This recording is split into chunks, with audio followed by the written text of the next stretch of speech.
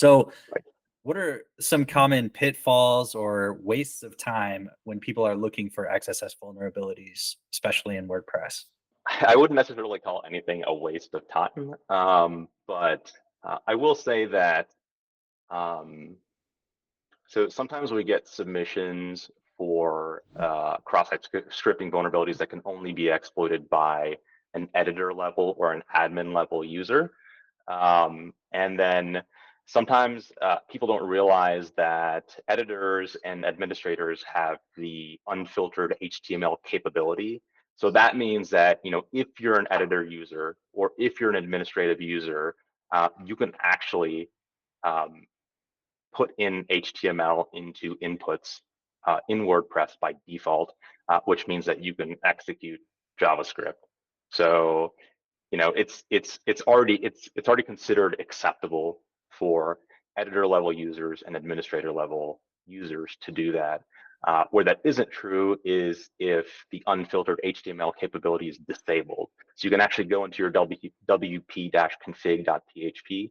You can put in a directive that disables unfiltered HTML. And then you can see if a plugin or theme introduces a cross-site scripting vulnerability for an editor or administrator when that capability is disabled. So those are considered legit. But we have seen so many submissions of editor level or administrator level cross-site scripting vulnerabilities where the researcher is not disabling unfiltered HTML and they don't realize that the editor and administrator can actually execute that code, and that's okay, and that's considered acceptable. So I would say like that is a waste of time. And also know that from our data, we don't see that these vulnerabilities are being exploited anyway. They're not being exploited by threat actors.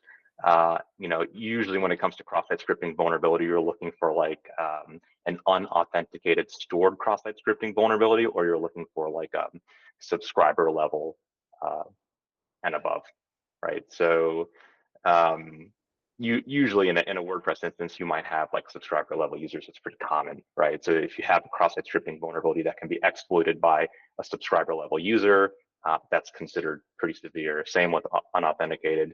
And then when you start getting into contributor, then it's like, probably not going to be exploited by a threat actor. So its value decreases significantly from a bounty perspective, and in terms of like what you're doing to protect the WordPress community. Definitely, I mean, if you find them, definitely submit them. They're CVE worthy. They are vulnerabilities, and if you consider all of the authentication roles, if you're truly a beginner, like if you're brand new, definitely look at the editor administrator plus cross-site scripting vulnerabilities. Just make sure you disable unfiltered HTML for those users, so you're finding an actual vulnerability that you can submit. But I think that new users, new researchers, they're just gonna have a broader scope if we allow that full range of roles. But I'd say if you're gonna focus on anything, look for unauthenticated and subscriber level